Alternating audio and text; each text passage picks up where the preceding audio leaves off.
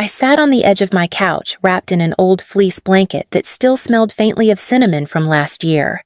The room was quiet, lit only by the soft blink of dollar store string lights draped over the miniature pine tree I'd dragged up the stairs myself.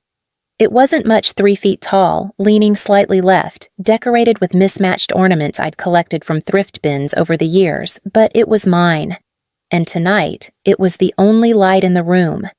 Outside, I could hear muffled laughter from the neighboring apartment, clinking glasses, bursts of joy. Someone was playing an off-key version of Silent Night on a piano. I tried to smile to pretend it didn't sting. But it did. It always did.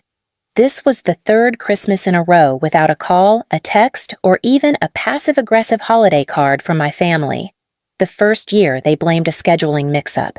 The second, they said they assumed I was busy and didn't want to pressure me. But this year, they didn't bother with excuses. Just silence. Until my phone buzzed. For a split second, my heart lifted.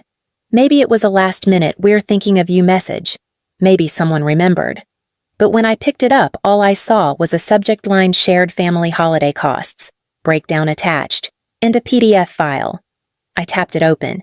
At the top, in bold calibri, it read, "Holiday Yacht Party, Shared Family Expenses. Total $6,100 split 3 ways. My share, $3,050. I blinked. Was this a joke? I scrolled down looking for any hint of sarcasm. A winking emoji, a "just kidding." Nothing. Just bullet points catering dock fees open bar and a polite reminder to transfer payment to my father's bank account by January 5th. I hadn't even known there was a yacht party. I hadn't been invited. Not a text, not a mention. Nothing. But they remembered me when it was time to settle the bill. My stomach twisted. I set the phone down and looked back at my little tree. Its lights kept blinking warm and steady as if the world hadn't shifted in that one moment. I used to love Christmas. Used to bake with Mom, argue with Braxton over what movie to watch. He wanted action. I wanted something sentimental. Dad would wrestle with tangled lights and pretend to complain. We were loud, messy, but together. Now they had a yacht, and I had a bill. I stared at that invoice until the numbers blurred. Not even a greeting, just a request for money as if I were some disconnected relative whose only value was financial. I leaned back against the couch, my throat tightening. They hadn't set a place for me at the table, but they'd carved out a space for my share of the expenses, and somehow that said everything.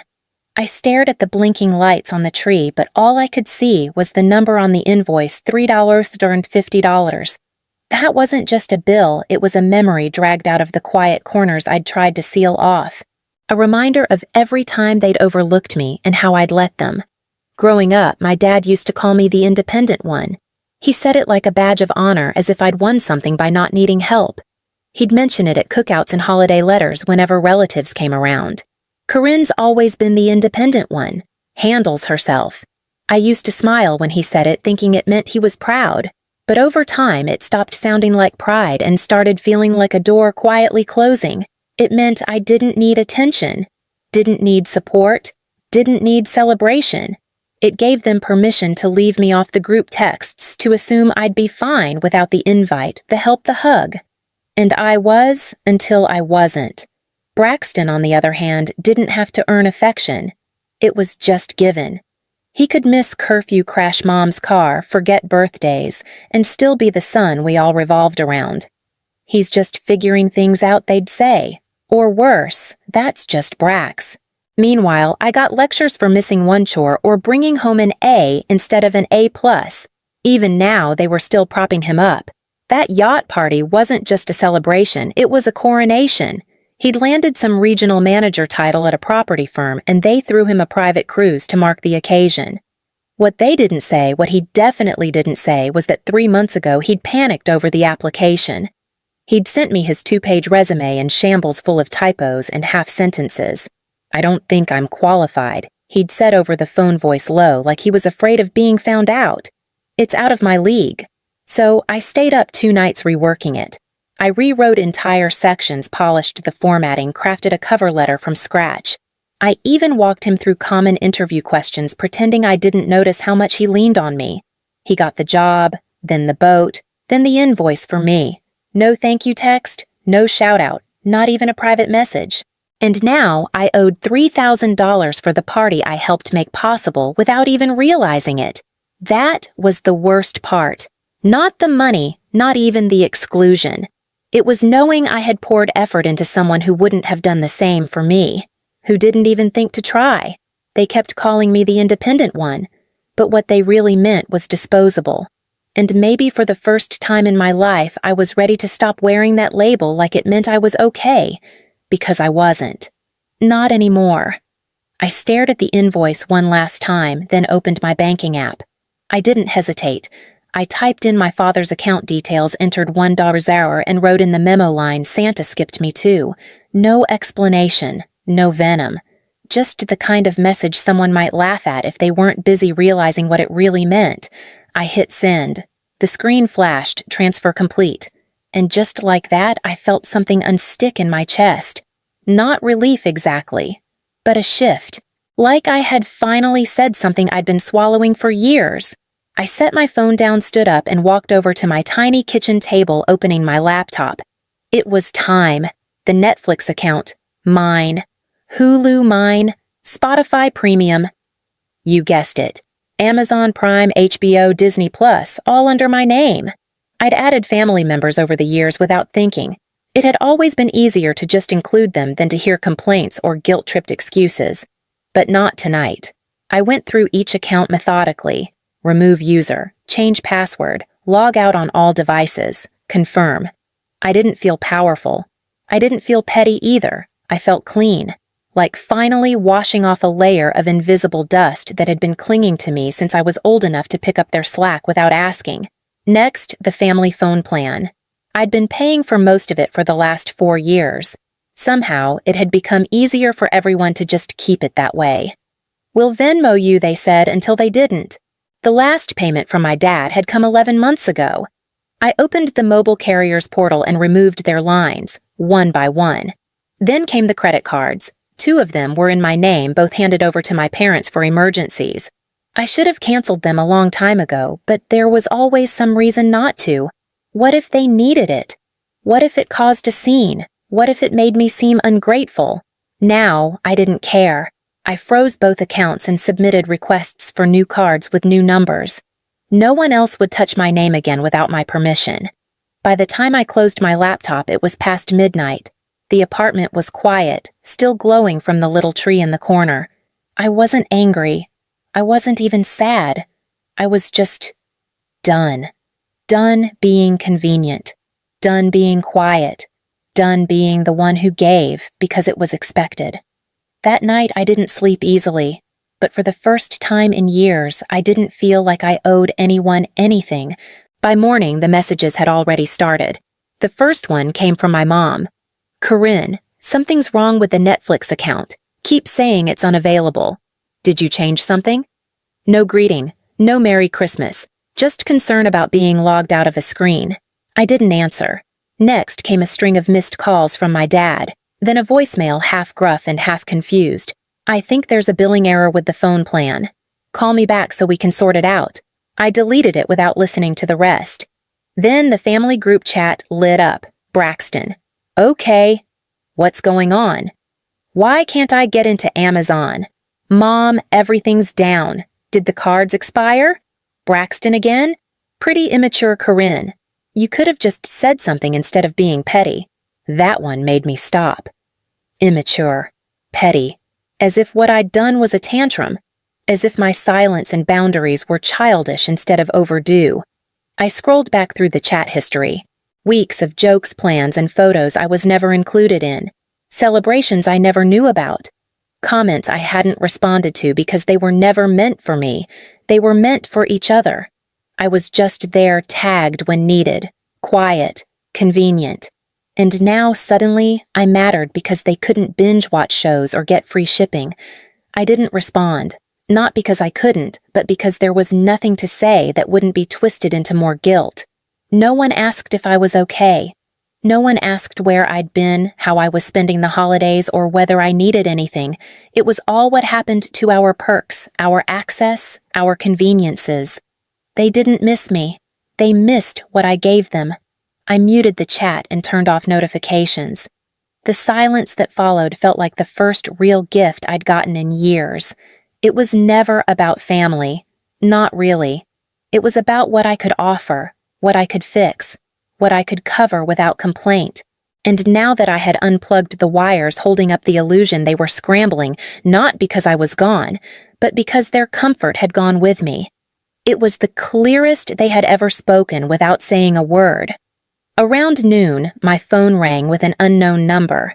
For a second, I considered ignoring it, assuming it was just another robocall or a last-ditch attempt from someone trying to get through. But something made me answer. "Hi, this is Erica from Bank Ridge Credit Union's fraud department." "Is this Corinne Albright?" I confirmed, cautious. "We've received a report regarding potential unauthorized activity on 2 credit cards registered under your name. Do you have a few minutes to go over some account details?" I closed my eyes for a beat. "Of course." "Yes, I do," I said, my voice steady. She began listing off the accounts I'd frozen 2 nights before, the ones I'd opened years ago for emergencies, the same ones my father had used for gas groceries and the occasional dinner out that somehow turned into regular use. There was a report of fraudulent access on both accounts, Erica said. The caller claimed they'd been locked out of funds they were authorized to use. I took a breath. "There's no fraud," I said calmly. "I'm the account holder. No one else is on those cards." I froze them intentionally. A short silence. "And the people previously using the cards?" "My parents," I said. "They were using them without my consent. They knew the cards weren't theirs." I let it slide for too long.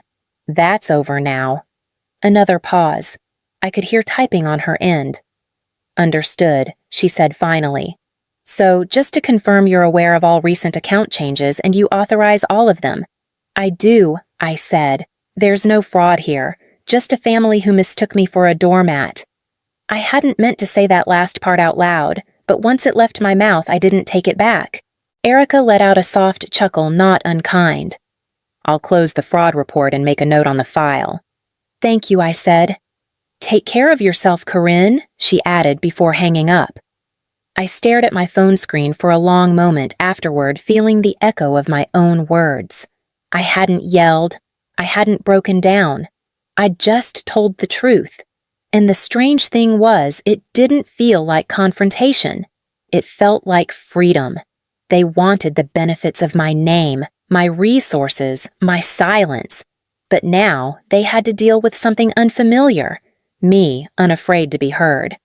After the call with the bank, I didn't bother checking the group chat again. The notifications kept coming, but I let them pile up. I knew what they'd say before even reading them, confusion masquerading as concern, followed by thinly veiled guilt trips wrapped in the word family. I didn't reply. Not out of spite, not even out of anger. I was just done. For the first time in years, I let the silence grow without rushing to fill it. I didn't explain myself. I didn't soften the edges of their discomfort. I stopped managing their emotions like it was my unpaid job. It was strange at first, the quiet, the absence of expectation. No calls asking for favors, no sudden bills forwarded to my inbox, no small talk masking requests, just stillness. And then, without warning, New Year's Eve arrived. I didn't have plans. I didn't make any. But around 7, I put on a sweater I loved and walked to a small restaurant downtown. Nothing fancy, just warm lighting and the hum of soft music. I asked for a table by the window. The waiter brought me a menu and didn't blink at the fact that I was alone. I ordered a glass of red wine, a ribeye, and mashed potatoes. The meal came hot and unhurried. I didn't rush through it. I didn't check my phone. I didn't wonder what they were doing or if they were wondering about me. I just ate. And when midnight came and the restaurant filled with gentle cheers and clinking glasses, I raised mine quietly. No one toasted with me. No one needed to, because I wasn't toasting the year ahead. I was honoring the part of me that had finally stopped begging to belong. For so long I had accepted scraps, emotional leftovers, last-minute invites if I was lucky, always the one who understood, the one who bent so others wouldn't have to. But tonight I had chosen myself, not in rebellion, not to make a point, Just because I was tired of waiting to be seen by people who only looked for me when they needed something, I paid the bill, left a generous tip, and stepped outside into the cold, crisp air. The streets shimmered with celebration, but I didn't feel left out. For once, I wasn't hoping for a text that wouldn't come. I had finally shown up for me. The email came the second week of January. Subject line: "We need to talk." I almost deleted it without opening, but something in me wanted to know what version of the story he was trying to tell. I clicked. The message wasn't long, but it was careful, every sentence trimmed to sound concerned without admitting anything. He said he'd noticed some changes, that things seemed tense lately. Then came the kicker. Family sticks together even when things get hard. We should never forget that. There it was, wrapped in sentiment, rolled in nostalgia, but hollow. He didn't mention the yacht party, the invoice, the fraud report. He didn't say sorry. He didn't ask how I was. Just implied that I had broken something I was supposed to keep intact. I stared at his message for a long time before hitting reply. I didn't explain. I didn't defend. I typed 4 words. "So why didn't you?" That was it. No greeting, no signature. Just a mirror held up to his carefully crafted guilt. I hit send and closed my laptop. I didn't need to wait for a response. I knew one wouldn't come, not one with honesty anyway. They had spent years calling me strong, resilient, the one who holds it all together. But strength had become their permission slip to forget me, to skip inviting me, skip thanking me, skip showing up. Now I had said the one thing they'd never expected to hear. I had asked the question that didn't come with an easy answer, one that cut past the excuses and politeness and landed exactly where it hurt. I didn't need an apology. I needed them to sit in the silence they created, the one they'd filled with my usefulness but never my presence. The next day, Braxton texted, "You're tearing this family apart. How can you do this to us? You owe us more than this." I read it once and didn't respond. He hadn't asked why I was hurt. He hadn't even acknowledged it. All he saw was the break in the system that had always benefited him. But I wasn't patching it up anymore. I wasn't the fixer, the buffer, the bridge. I was the question they didn't want to answer. And that finally was enough. I spent the next few weeks quietly rebuilding my life, this time with walls they couldn't reach through. I opened new bank accounts with passwords only I knew, requested new cards, changed every billing address and login detail. I called the phone company and started a new plan just for me. No shared lines, no quiet leeches in the background. I updated subscriptions one by one, attaching them to a fresh email I'd never once given to my family. It wasn't about revenge.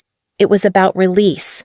With every account I reclaimed, I felt something uncoil in my chest, like I was peeling off layers of responsibility I'd never agreed to carry in the first place. No more emergency calls asking me to fix things. No more forgotten birthdays that I still sent gifts for. No more being the only one who remembered details they never bothered to write down. The weight they'd dropped on me for years, I was finally setting it down.